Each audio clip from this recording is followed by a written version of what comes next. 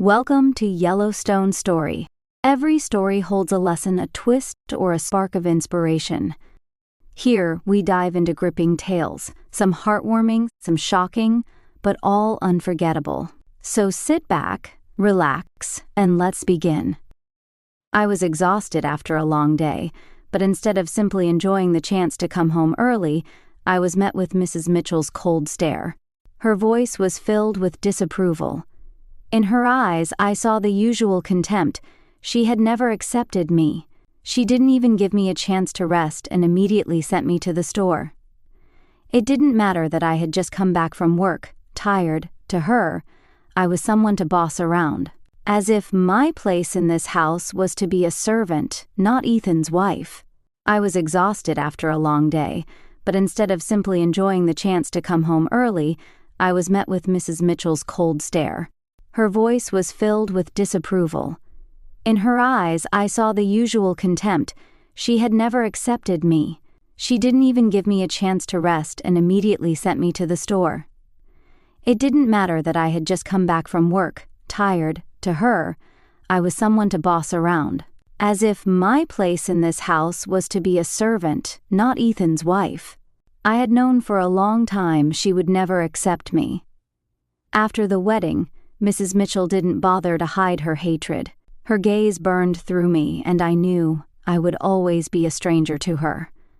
Ethan and I moved into a rental apartment, far from her influence. It seemed like this should have made things easier, but instead, she simply acted as if we didn't exist. She maintained some level of contact with her son, but she completely ignored me and my parents. If they appeared anywhere near her, she would immediately drop whatever she was doing and leave, throwing over her shoulder that she couldn't stand to be around people like that. It made me angry, but I tried not to pay attention. Ethan was the only light in her life, and I understood that her jealousy toward our family blinded her. My parents, on the other hand, saw the situation differently. They advised me to be cautious, to pay closer attention to my husband. They didn't trust his mother and feared that sooner or later her influence would affect Ethan. I didn't understand their concerns. Ethan was completely different. He wasn't like his mother. He was caring, loving, and grateful. Yes, he continued to communicate with her and helped her, but I was sure she wouldn't be able to come between us. But when I told him I was pregnant, his reaction was unexpected. He became almost obsessed with the idea of moving. He said his mother's apartment was bigger, the neighborhood was better, and the air was cleaner. Living with her would be more convenient, and we could save up for our own home more easily. I didn't know how to react. It seemed like he didn't notice the obvious. Mrs. Mitchell wouldn't accept me even in her own home. Ethan was convinced that this was the perfect solution. A spacious apartment, fresh air, a convenient location. He only saw the positives. He reasoned that his mother lived in a 3-bedroom apartment, which was too much space for her alone. For us, on the other hand, it was a chance to save for our own home much faster. I didn't want to move, but resisting was pointless. His logic made sense. From our apartment, it was inconvenient for me to get to my doctor, and there were no daycare centers or schools nearby. But from Mrs. Mitchell's house, everything was within walking distance. Yet the moment we stepped into her apartment, I immediately realized nothing had changed. She greeted us with a cold smile and wasted no time in setting her conditions. We had to cover all the utility bills. Mrs. Mitchell, as an elderly woman, had no intention of supporting us. If we decided to live under her roof, then we had to follow her rules. My pregnancy didn't concern her in the slightest. She didn't even pretend to care. She insisted that I was perfectly capable of cleaning, cooking, and handling all the household chores. As long as my belly allowed it, there was no reason to complain. This was her house, her territory, and she made it clear that I was nothing more than a guest here. I started realizing that my parents had been right. Ethan was gradually growing distant. There was always something. He suddenly had to drive his mother somewhere or was staying late at work. I tried not to dwell on it, but an uneasy feeling began to settle in me. Then Mrs. Mitchell started acting strangely. She was leaving the house more often, always dressing up and dousing herself in so much perfume that it gave me headaches. She would return late and spend hours whispering into the phone, not even pretending to care how I was feeling. Then she introduced a new rule. From now on, before coming home, I had to notify her in advance. When I gave her a surprised look, she responded with an irritated smile, saying it was only reasonable. What if she needed something from the store? It wasn't difficult for me, and besides, it would be useful to keep me from being idle. I didn't argue. Stopping by the store didn't bother me if there was actually something needed, but the heat was unbearable, and by the evening I was so exhausted that I simply forgot to call her. I didn't pay much attention to her disapproving look when I arrived home unannounced. It wasn't the first time she had made me run errands, and I doubted it would be the last. But everything became clear during dinner. Mrs. Mitchell sat with a satisfied look and suddenly announced that her partner would now be living with us. I froze, and Ethan looked up in surprise. Had I misheard? A partner? She made her declaration as if it were the most natural thing in the world. Her man had already visited, looked around, and approved everything. Ethan was stunned.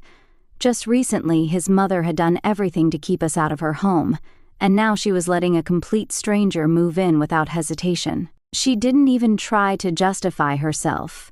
This was her decision, her life, and she saw no need for explanations. As it turned out, this had been her plan all along. In her mind, it was time for us to leave. Surely we had saved enough for our own place by now. To her, we were nothing more than temporary guests who had overstayed their welcome. While I was still trying to process what I had just heard, Ethan admitted that he had been taking extra jobs, which was why he had been coming home so late. He had been saving for our future, but even he had no idea about his mother's plans. Now we had only two options: either find a new place as soon as possible or turn to my parents for help. But Mrs. Mitchell had another plan. She suggested that we buy out her share of the apartment, making us the sole owners. This conveniently solved her problems and allowed her to move in with the man she had thrown us out for. After long discussions with my parents, I agreed. As soon as she received the money, she wasted no time packing her things and moving out. Even the birth of her grandson wasn't enough to bring her back. A few months later, Mrs. Mitchell finally acknowledged her grandson's existence, offering Ethan a dry, indifferent congratulations on becoming a father. That was the extent of her involvement in our lives. Or so I thought. Close to midnight, a strange noise woke me up. My heart clenched with anxiety. Someone was at the front door, fumbling with the lock, trying to get inside. Panic set in. I immediately shook Ethan awake, whispering that someone was breaking in. He jumped up, grabbed something heavy, and rushed toward the door. A minute later, Ethan's shocked voice broke the silence. It was his mother. She didn't even look at me, as if I were invisible. She walked past, straight into the hallway, muttering that she had simply come home. Rage surged through me. She wasn't even going to explain herself. The only thing that seemed to bother her was that we had changed the locks without her permission. I reminded her that the apartment belonged to us now, but how she got inside wasn't my main concern. What mattered was why she had come back. Then came the tears.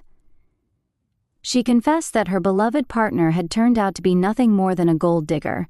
The moment she gave him the money, he left her. Now she had nowhere to go. She looked at Ethan, pleading for sympathy, reminding him that she was the one who had raised him. He sighed, clearly unsure of what to do. In the end, he simply waved his hand tiredly, allowing her to stay for a while. At first, she was quiet, but it didn't last. Gradually, her influence started creeping back in. She found a way to get close to Ethan again, becoming his confidant, the one person who truly understood him. He, exhausted from sleepless nights and our baby's constant crying, grew more frustrated. He was irritated that I was so consumed by childcare that I had completely stopped paying attention to him. I could feel the situation getting worse.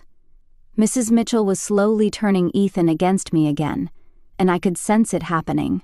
Not wanting to leave Max unattended, I decided to buy a baby monitor.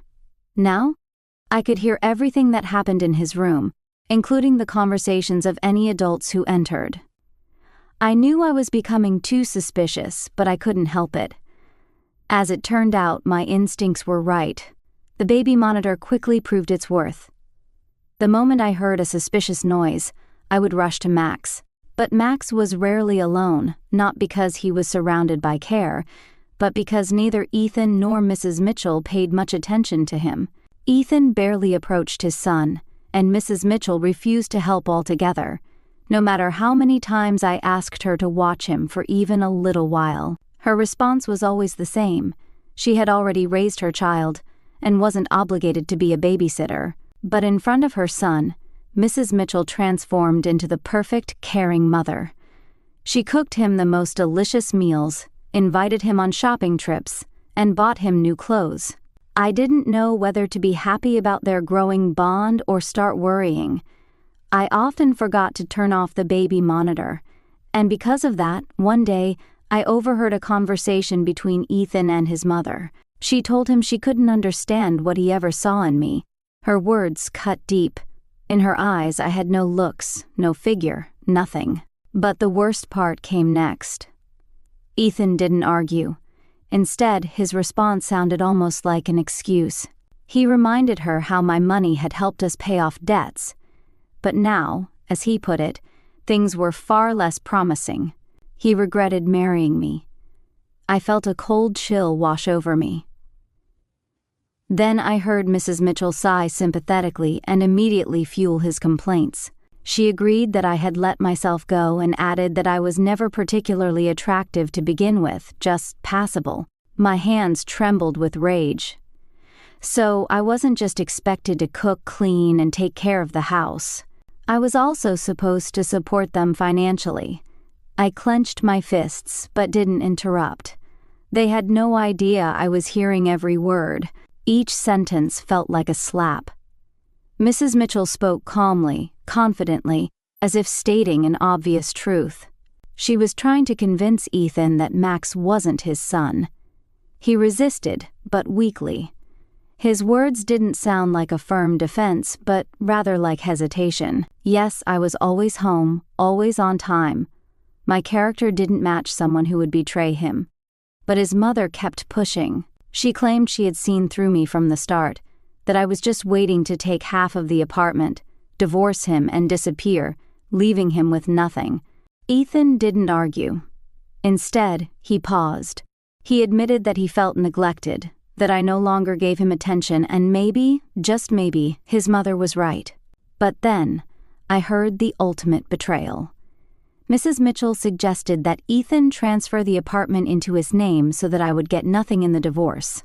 According to her, I could take my brat and leave for my parents while they would live together again, just like before. And then came the final blow. Ethan had a mistress. I sat there, unable to believe that this wasn't a nightmare. The same Ethan, once so gentle and caring, hadn't loved me in a long time. He didn't even consider Max his son. He had been cheating on me behind my back. I had finally learned the truth. And now they would pay. Betrayal should never go unpunished. They would both get what they deserved. The next day, I went to see a friend who had gone through something similar. I needed advice. She listened, shaking her head. She had long stopped being surprised by how cruel people could be. Her answer was simple. I needed a DNA test to prove Max's paternity once and for all, but that was just the beginning. I was going to file for divorce. I wasn't worried about the apartment, it had never felt like mine anyway. But what about Max? My friend was outraged. I had furnished this home, renovated it, and bought things for it. A portion of the apartment was purchased during the marriage, which meant I had a legal right to my share. But what truly terrified me was something else. What if they tried to destroy me completely? My friend didn't even let me finish that thought. She told me to act smart and not let fear control me. Yet, what hurt the most wasn't even the betrayal itself. Ethan hadn't just cheated on me, he had also suspected me of being unfaithful. He had always been used to everything revolving around him, and the moment I stopped catering to him, I became disposable. Now I was going to act. My parents needed to know what was happening, and I needed a clear plan. I was not going to lose. I went to my parents, and they immediately saw that I was on the verge of breaking. They listened carefully, but didn't let me make decisions based on emotions. There was no need to rush. They advised me to calm down, think everything through, and strike at a moment when no one would expect it. Their words made sense. I knew that Ethan had been complaining more and more about money lately. He kept lamenting that ever since I went on maternity leave, it had become harder for him to spend on himself. More and more often, he hinted that I should start giving him a portion of my income. I wanted to take everything from him. I started searching for his stash of money. It wasn't easy, but I was sure he had hidden something in the house. After turning everything upside down, I finally found it. The amount was significant. So, there wasn't enough money for our family, but for his entertainment? Plenty. Without hesitation, I transferred the entire amount to my mother's account. The next step was a DNA test, which turned out to be the easiest part, but I knew that wasn't enough. I needed to change, to rebuild myself. By that time, I had returned to work, remotely, but I was earning again. Ethan kept asking me for money, insisting that it was for the family. Family? Which one exactly? While my mother agreed to watch Max, I went to a beauty salon. I knew that Ethan was having an affair with the owner of the city's most prestigious salon. My friends had found out and told me. I started wondering, did she even know I existed? It was doubtful. Ethan always planned every step carefully. If he was cheating, it meant he had already crafted a story, one convincing enough to be believed. I didn't have to pretend. When I saw myself in the mirror after the stylist finished, I was genuinely amazed. I admired the transformation so loudly that I caught the attention of the salon's owner. A woman approached me with a smile and introduced herself as Karen. She watched my reaction with interest, and when she heard my excitement, she was clearly pleased. We started chatting over a cup of coffee, and before long, our conversation turned into a genuine friendship. Over time, I realized that Karen had no idea what was really going on. To her, I was nothing more than a gold digger, a woman obsessed with money and incapable of appreciating what she had. Ethan had done an excellent job of shaping that narrative, and she had believed every word. Once trust was established between us, I told Karen the truth. I saw the shock in her eyes, and it wasn't fake. She had always believed she was good at reading people, yet here she was, realizing that she had been completely deceived. She was upset at first, but quickly pulled herself together. I told her that I no longer wanted revenge. This friendship meant something to me, and all the past drama suddenly felt unimportant. Karen suggested that I take my transformation seriously, starting with the gym, followed by a complete makeover. She studied me for a moment, not with malice but with honest firmness. I had let myself go, and that was a fact. I agreed. Every change pushed me further away from Ethan. His anger grew, but he was powerless to stop it. He had never planned to leave me. His goal had always been to scare me into staying. But his plan was falling apart. Meanwhile, Mrs. Mitchell could no longer hide her rage. She decided to act, convincing her son that I was not the only woman he could have. She insisted that if he simply wanted to, he could replace me in an instant. But the fact remained, Ethan wasn't leaving. He stayed by my side. This infuriated Mrs. Mitchell. She clung to the idea that her son was only with me out of pity, not love. She kept insisting that I no longer paid attention to him, that a woman had to chase after her man, or else he would leave. I couldn't hold back and sarcastically pointed out that she should know best. After all, she had mastered that skill herself. Her face burned with rage. All her schemes, manipulations, and desperate attempts to ruin our family, now they just seemed pathetic. But I never fully understood the real reason behind her hatred, until she admitted it herself. It was about her past. Mrs. Mitchell's husband had once left her. And not just for anyone, but for a woman like me. She had never been able to understand why. Why had she lost to another woman? Why had he preferred someone else? But to me, the answer was clear. Maybe that woman had been genuine, kind, and real. My words infuriated Mrs. Mitchell even more. She swore she would get rid of me soon, but I just shrugged. I wasn't planning on staying here much longer. A few days later, I moved out, taking my things and Max with me. Ethan didn't even try to stop me. He waited until I was already stepping out the door before coldly throwing out that he would prove my deceit in court and that I would get nothing. I just smirked.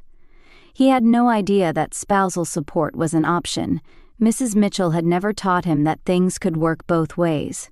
Desperate to stay in control, Ethan rushed to file for divorce first, afraid that I might change my mind. Mrs. Mitchell supported him every step of the way, assuring him that this was for the best. But reality hit him hard in court.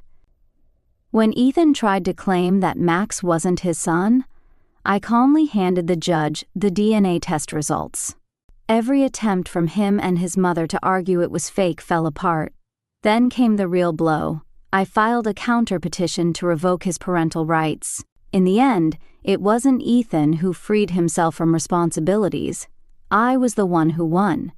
But instead of relief, he felt empty. The realization that he had truly lost his son brought him neither joy nor satisfaction. Yet, the most painful moment came when we stepped out of the courtroom. Waiting outside, Karen approached me and pulled me into a light hug. Her support was undeniable. She was on my side now. Ethan couldn't hide his shock. He had no idea that Karen and I knew each other. Only now did it become clear to him. He had lost control of everything. Karen wasn't going to stay silent. With cold contempt, she stated that she couldn't stand liars, and he had spun so many lies that he was now trapped in them himself. Her voice was sharp, emotionless, but the worst part for Ethan was knowing that she was completely disappointed in him. To her, he was now someone who could never be trusted, someone who would betray at any moment. And for the first time, Ethan realized he had lost everything.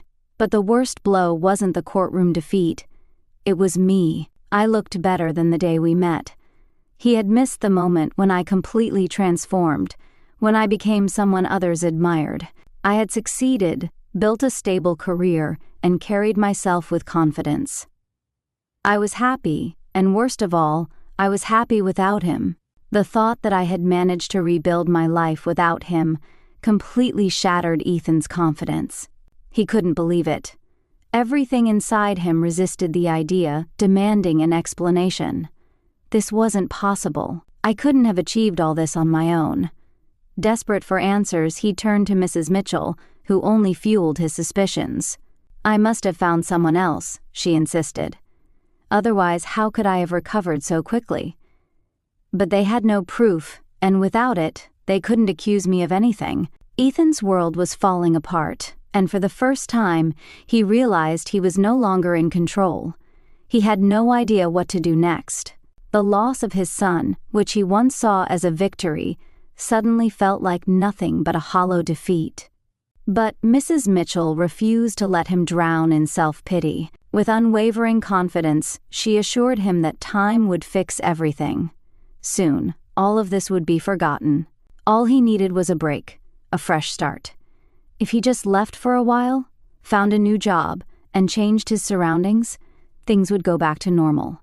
She was certain eventually he would find someone better and start over.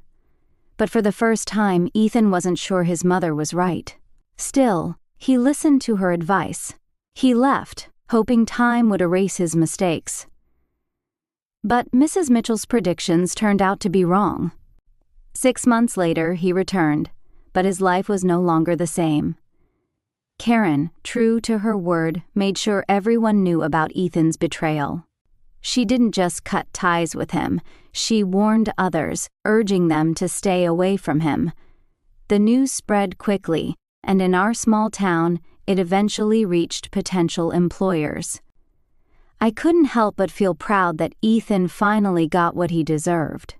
There was no place left for him in the city, and he had no choice but to leave.